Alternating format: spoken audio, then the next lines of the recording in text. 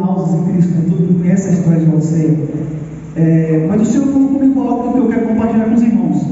Eu não sou pregador, se os irmãos estiverem esperando a eloquência, eu não vou ter aquela eloquência de pregador. Eu sou um ministro de Cristo, assim como os irmãos. O Senhor disse, o Senhor preparou um índio para cada um. Ele disse para cada um: vai e pregar o Evangelho. Nós todos somos ministros de Deus aqui na terra. E eu sou, assim como os irmãos, sou ministro. E compartilho o Evangelho do amor, o Evangelho da graça, que é a palavra do Senhor. Antes de entrarmos propriamente na mensagem, a gente precisa entender o contexto histórico do livro de Laodiceia, da carta para Laodiceia. O Evangelho, na época do imperador Nero, está passando por uma profunda perseguição. Os cristãos estão sendo mortos, estão sendo entregados para animais, estão sendo torturados, e está havendo grande perseguição. Todos os cristãos estão passando dificuldades e perseguições. É importante porque o livro de Apocalipse foi entregue a João, e João está cativo na ilha de Pátimo. Ele está preso porque ele foi perseguido por um outro imperador, que é um sucessor de Nero. Os dois imperadores. Roma está passando por um período tão de aflição que um dos imperadores manda perseguir os cristãos, tocar fogo nos cristãos, e ele manda tocar fogo em Roma, porque ele quer construir uma Roma grandiosa, uma Roma que seja parecida com ele. Ele se considera quase que um Deus, mas já o seu sucessor se autodeclara um Deus. Ele diz que é um Deus, ele cria sua estátua, e essa estátua precisa ser adorada pelas pessoas, porque ele se considera um Deus. É importante porque esse imperador que substitui Nero agora coloca João preso no intuito de cessar o Evangelho de Cristo, porque os outros apóstolos já haviam sido mortos, todos eles foram martirizados. Faltava cruz naquela época para poder matar os cristãos, matar o povo perseguido. Mas João agora está na ilha de Pátimo, preso, sem oportunidade de pregar o Evangelho e ter revelação do Evangelho. Mas é interessante porque Jesus, pode ser o pastor, é interessante porque Jesus abre uma porta onde não há porta.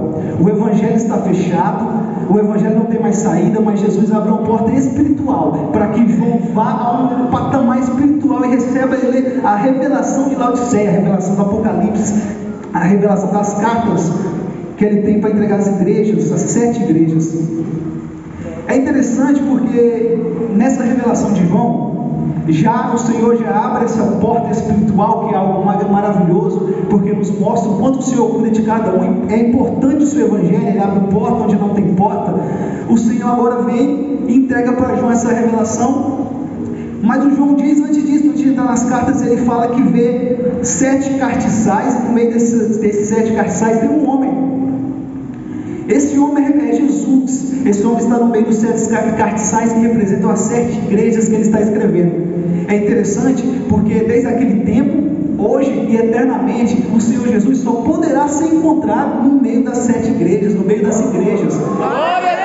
É interessante a gente entender também que João agora vê um homem, não mais como aquele Cristo que morreu, mas ele vê um Cristo que ressuscitou. Ele vê um Cristo que agora não está mais cansado, ele é um Cristo forte, um Cristo que reviveu, que ressuscitou. A palavra diz que João vê os seus cabelos não estão mais sujos, os seus cabelos são brancos como a lã. Os seus olhos, que antes talvez estavam ensanguentados pelas pancadas que ele levou, agora não mais. Os seus olhos são como chama de fogo. Os seus pés estavam machucados, mas agora os seus pés são como um latão reluzente. É lindo, eu fico imaginando Jesus naquele momento. A sua voz, que antes era fraca porque ele estava castigado, ele estava apanhando, agora não é mais. A sua voz é como águas. A palavra diz que a sua voz é como o som de muitas águas. Aleluia. O rosto dele não está mais ferido, o seu rosto agora resplandece a glória de Deus. Aleluia!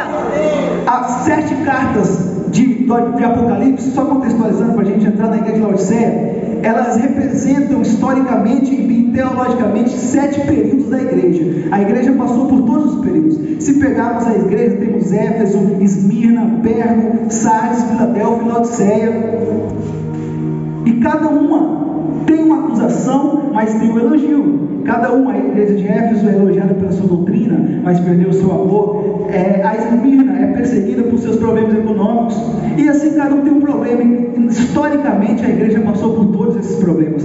Passou pela época de ter doutrina, passou pela época do primeiro amor, passou pela época das perseguições, passou pela época da prosperidade, mas também passou pela época da perseguição. E agora a gente chega em uma época da igreja de Laodiceia. A Laodiceia, sétima igreja, sétima carta, não por ordem cronológica, mas onde foi escrita e enviada. Essa sétima igreja representa o nosso tempo. Laodiceia está representando a igreja que somos nós hoje. Nós somos a igreja de Laodiceia.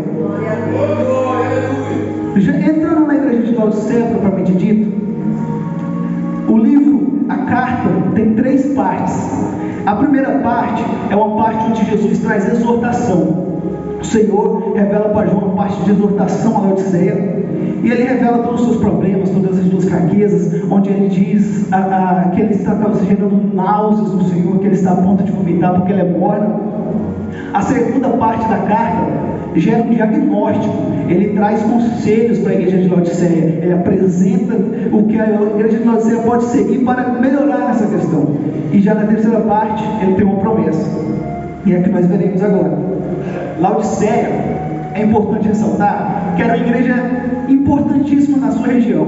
Era uma igreja rica, uma igreja com forte poder econômico, uma igreja que se destacava por sua produção de remédio. Era um grande produtor de um colírio naquela época. Médicos existiam ali, então a sua igreja era rica. Era uma igreja cheia de médicos, de advogados, doutores, pessoas financeiramente bem sucedidas.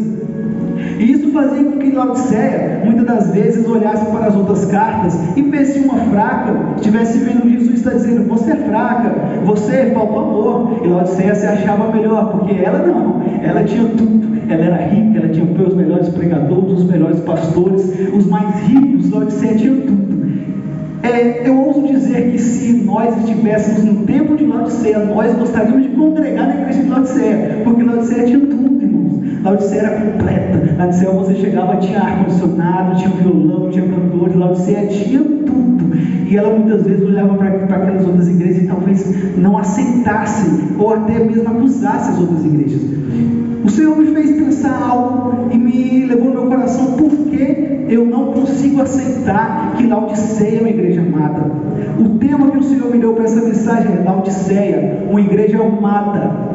Quando eu olho para Laodiceia e estou dizendo que ela não merece o perdão de Deus porque ela está gerando náuseas, é o mesmo que Laodiceia fazia com a igreja daquele tempo. Eu estou fazendo a mesma coisa com ela. O amor de Deus é tão grande que abraça a todos, e eu não sou digno de escolher quem recebe o seu amor. Laodiceia amada, igreja amada do Senhor, aleluia. Foi o que Deus colocou no meu coração. É importante ressaltar um outro ponto, que Laodiceia, o Senhor usa no livro de Apocalipse sinais. Ele aponta, ele usa o número 7 para representar algumas coisas, e esse 7 tem suas representações. O Senhor então chama Laodiceia de morna.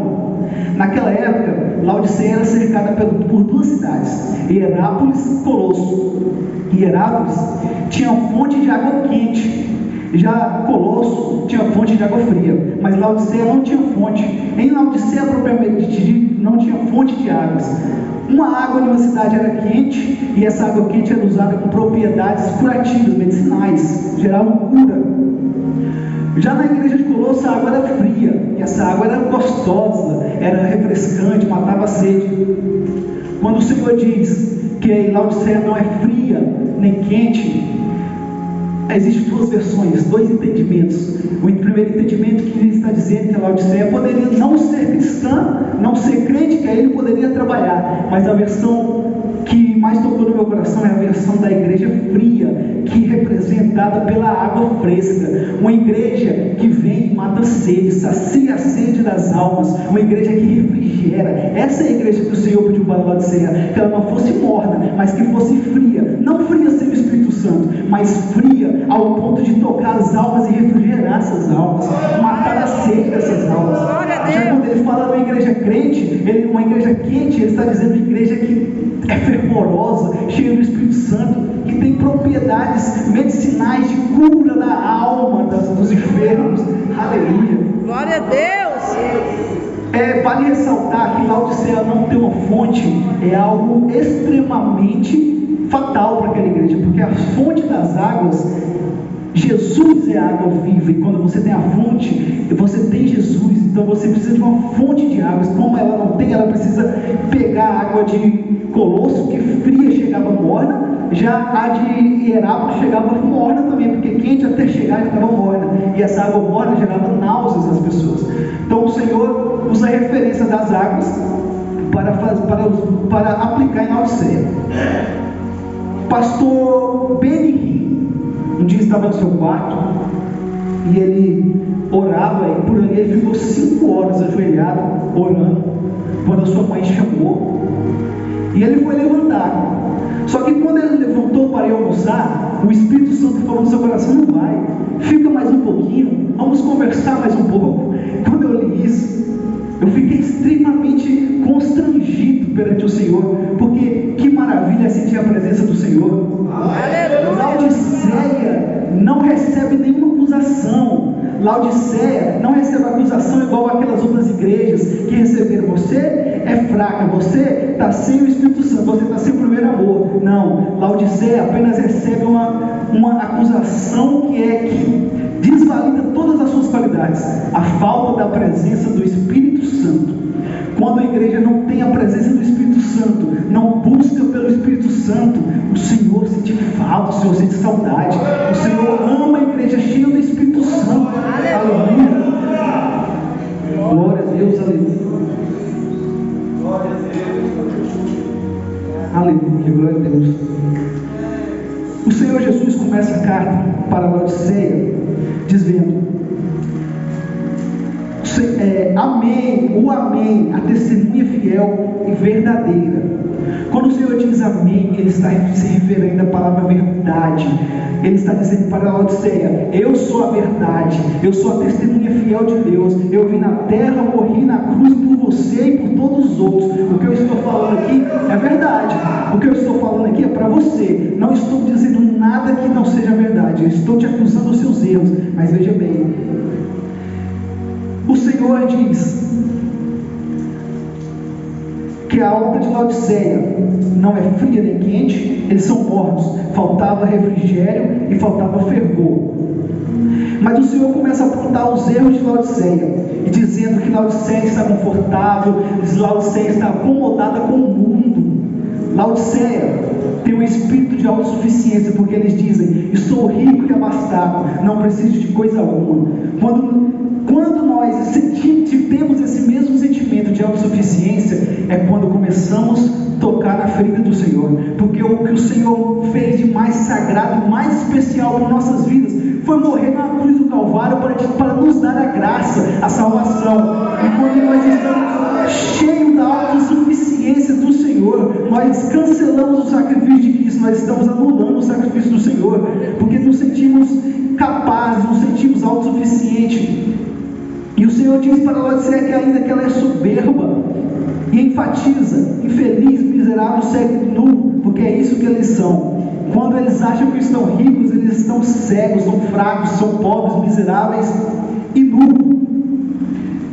E o Senhor traz exortação para o Senhor, para Laodiceia, mas depois ele vem num tom pastoral e misericordioso, e diz para Laodiceia que ela precisa comprar de um ouro refinado pelo fogo, que vem do Senhor.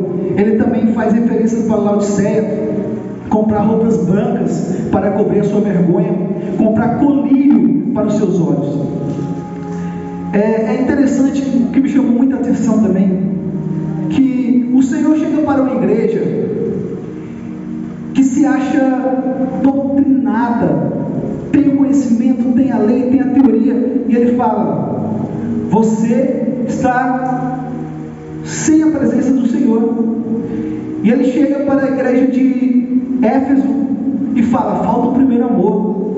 Mas para uma ou outra igreja que está fraca, ele fala: para mim você é forte. Para uma igreja que se acha pobre, que porque ela está perseguida, ele fala: eu tenho uma porta aberta para você. Já para Laodiceia, que se acha mais rica, se acha mais poderosa, mais completa, ele fala: você é pobre, miserável e nu. Sabe, muitas das vezes a gente passa por momentos em nossas vidas que não sabemos, não conseguimos entender, porque nós estamos nos vendo de outra forma. O maior erro, o maior problema em nossas vidas é nos enxergar de uma maneira que o Senhor não nos enxerga. O importante é o que o Senhor vê nas nossas vidas. O importante não é o que as pessoas falam do pastor Alberto. O importante não é o que as pessoas falam da pastora Betônica. O importante é o que Jesus acha deles. O importante é o que Jesus acha de nós. Glória a Deus. E é interessante porque o Senhor fala para a Laodiceia: você precisa comprar ouro refinado.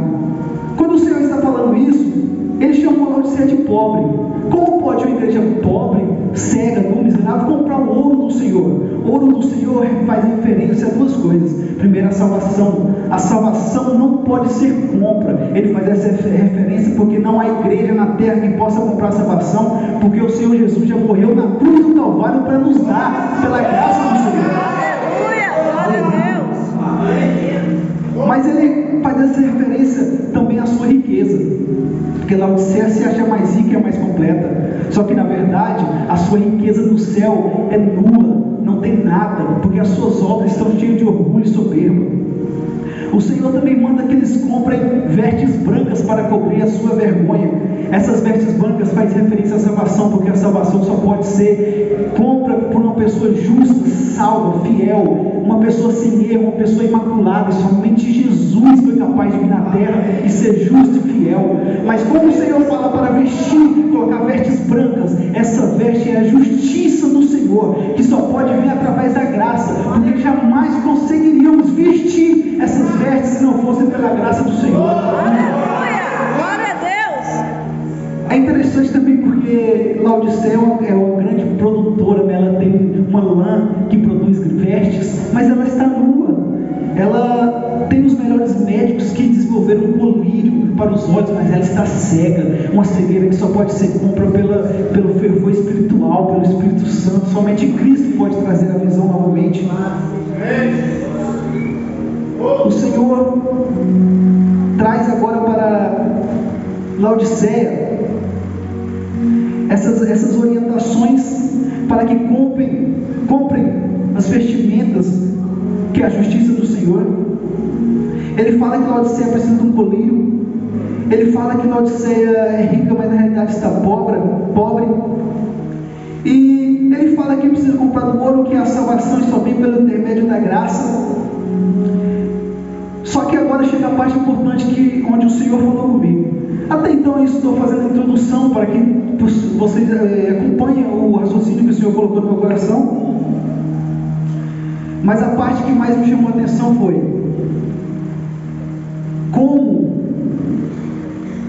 Porque o Senhor corrige a quem ama, da mesma forma que o Pai repreende.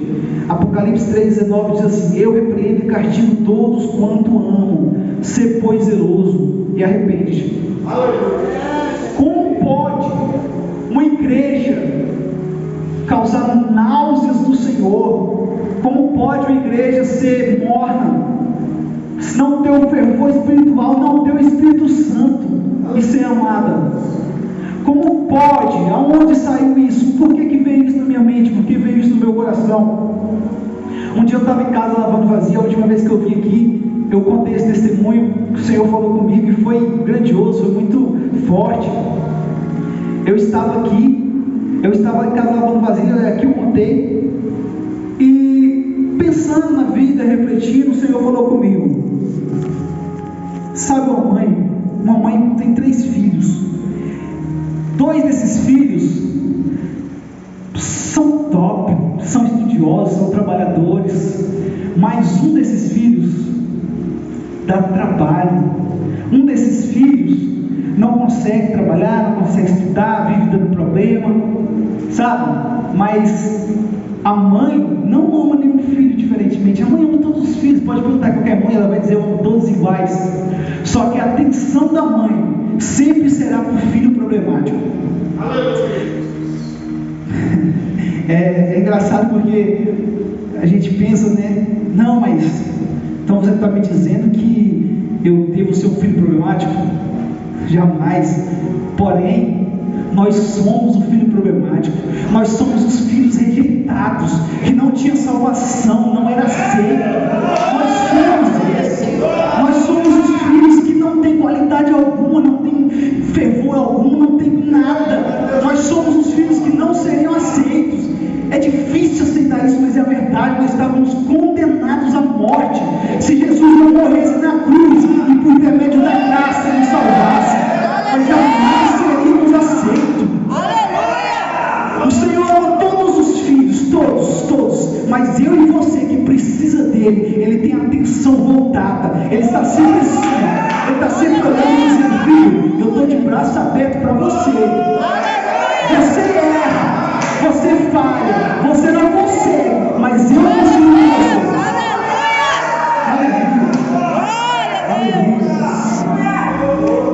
A palavra do Senhor diz: porque o Senhor corrige a quem ama, da mesma forma que o Pai repreende. Provérbios 3:12. O livro de Hebreus diz assim, é um texto um pouco maior, mas eu preciso ler para que os irmãos entendam. Ainda não resistis até o sangue, combatendo contra o pecado, e já vos esquecestes da exortação que argumenta convosco como filhos. Filho meu, não desprezes a correção do Senhor, e não desmaieis quando por ele for repreendido, porque o Senhor corrige o que ama e açoita qualquer que recebe por filho. Se suportais a correção, Deus vos trata como filhos, porque que filho há que o pai não corrija? Mas se estáis sem disciplina, da qual todos são feitos participantes, sois então bastardos, não filhos. Além de que tivemos nossos pais segundo a carne para nos corrigirem, não só os reverenciamos, não os sujeitaremos muito mais ao nosso Pai para vivermos, porque aqueles, na verdade, que por um tempo nos corrigiram por bem parecer a eles, mas este para nosso proveito, para sermos participantes da sua santidade. A palavra diz em Hebreus que o Senhor corrige a quem ama, e que o Senhor açoita aqueles que são recebidos por filhos. Irmãos, isso é muito grandioso, isso é muito forte, isso é muito pesado.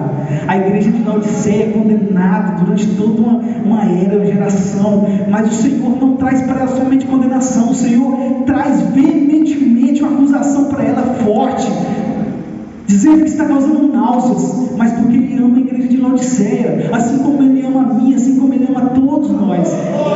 Quando o Senhor permite uma correção para nossas vidas, não é porque Ele nos odeia, porque Ele não está nem para a gente, é porque Ele nos ama. Se Ele está corrigindo, é porque tem alguma coisa fora da linha, tem alguma coisa fora do eixo, sabe?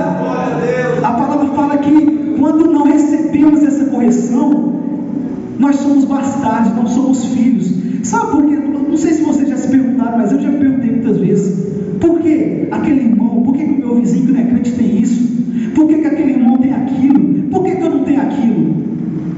O Senhor corrige a quem ama e açoita os seus filhos, Ele cuida dos seus filhos.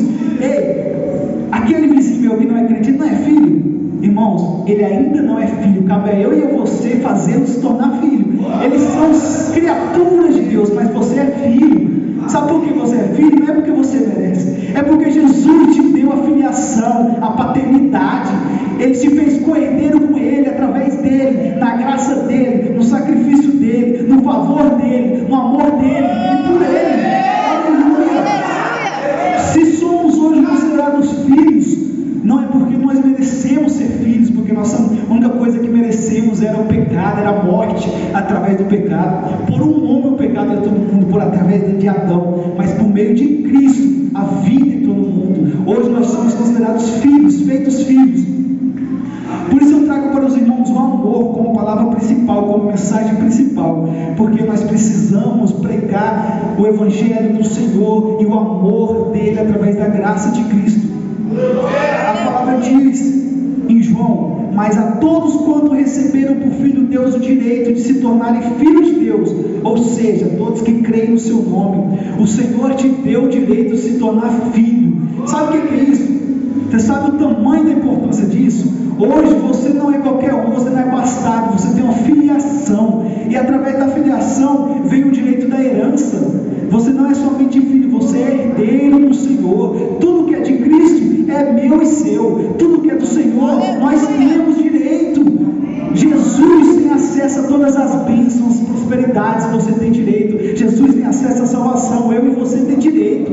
Jesus tem acesso à chave do céu e autoridade para acessar a Deus, e nós temos esse direito pela sua filiação, pela herança do Senhor. Glória a Deus. O Senhor corrige por amor. O seu açoite gera paternidade. A disciplina gera participação para estarmos juntos na santidade de Cristo. A correção produz pacífico de santidade. Ao entendermos que Laodiceia é uma igreja amada, é importante aceitarmos o amor do Senhor em nossas vidas, né? Assim como na igreja de Laodiceia, porque o Senhor faz uma promessa, e essa promessa é importante, porque Ele diz assim: aos vencedores eu prometo uma eternidade. Glória a Deus. Mas não é só uma eternidade, eu prometo uma eternidade de comunhão com Deus. Aos que vencerem as correções, as disciplinas e as perseguições aqui na terra, ganharão o direito de estar com Deus toda a eternidade. Irmãos, isso não é para qualquer um. Isso é algo que falou fortemente no meu coração, porque muitas das vezes nós achamos que a salvação, nós temos a salvação, temos a graça do Senhor como algo muito banal. O amor do Senhor não é simplesmente Ele te amou e morreu na cruz por você. A graça não veio apenas para te dar a salvação, a graça veio para te fazer ganhar almas para o Senhor. O propósito de Deus na terra é ganhar almas, ganhar pessoas, ganhar vidas. Quando nós recebemos o Evangelho do Senhor, o amor do Senhor somente para nós, e não praticamos a vontade de Cristo, que é pregar o Evangelho, nós estamos sendo orgulhosos, soberbos, avarentos, assim como Laodiceia, porque a graça não é só para nossas vidas, a graça é para levar para as pessoas que estão lá fora. A graça, a igreja do Senhor não é só um prédio da igreja, não é só eu e você. A igreja do Senhor somos nós como pessoas. O Espírito Santo habita em nossos corações para que levemos a palavra para as pessoas e ganhemos almas para Cristo. O coração do Senhor, o coração de Jesus arde quando ganhamos almas para Cristo. Por isso, o Senhor promete aos vencedores uma eternidade de comunhão com Deus, uma participação no seu trono. Aquele que ouve a voz de Cristo e recebe na sua casa, ceiará com Ele eternamente, recebendo das mãos do Senhor o pão da vida, que vem de Cristo. Aleluia. Romanos 8,37, já estou terminando. Romanos 8,37 diz assim: mas em todas essas coisas somos mais que vencedores, por meio daquele que nos amou. Pois estou convencido que nem morte, nem vida, nem anjos, nem demônios, nem o presente, o futuro, nem quaisquer poderes, nem altura, nem profundidade, nem qualquer outra coisa na criação será capaz de nos separar do amor de Cristo Jesus. Aleluia! Glória a Deus! Não há nada nessa terra que possa fazer que Deus afaste de você o seu amor da sua vida, da sua vida. Não há erro, não há pecado que o Senhor não possa perdoar. Não há nada que possamos fazer que surpreenda a graça do Senhor, porque o seu sacrifício na cruz foi maior de qualquer ato que possamos fazer aqui na terra. Nada que façamos na terra pode ser maior do que a sua justiça, a sua santificação, o seu perdão e o seu amor. Aleluia. Aleluia. Glória a Deus. Só para terminar, eu quero deixar para os irmãos a palavra que está em João 3,16, que diz: porque Deus amou o mundo de tal maneira que entregou seu Filho unigênito, para que todo o que nele crê não pereça, mas tenha vida eterna. O Senhor Jesus morreu na cruz do Calvário para nos fazer vencedores. Ele morreu na cruz do Calvário para nos dar vida eterna. Ele morreu na cruz do Calvário para nos dar graça, para nos fazer santificação e justificação através do seu sangue. Ele morreu para nos fazer justos, assim como Ele é justo, para nos fazer filho, assim como Ele é filho. Tudo que Ele é, nós somos também. Tudo que Cristo é, você é. Quando vem a acusação na sua mente, quando vem a perseguição, quando você errar, cair, tropeçar e pensar que não tem mais jeito, não tem mais saída, lembra de Cristo. Porque tudo que Cristo é, você também é. Se você é pecador, você está dizendo que Cristo é pecador. Se você erra fraco, você está dizendo que Cristo é fraco. Mas não, eu vim aqui para te dizer que através da morte de Jesus, da cruz do Calvário, você é forte, filho amado, justificado, perdoado do Senhor Jesus.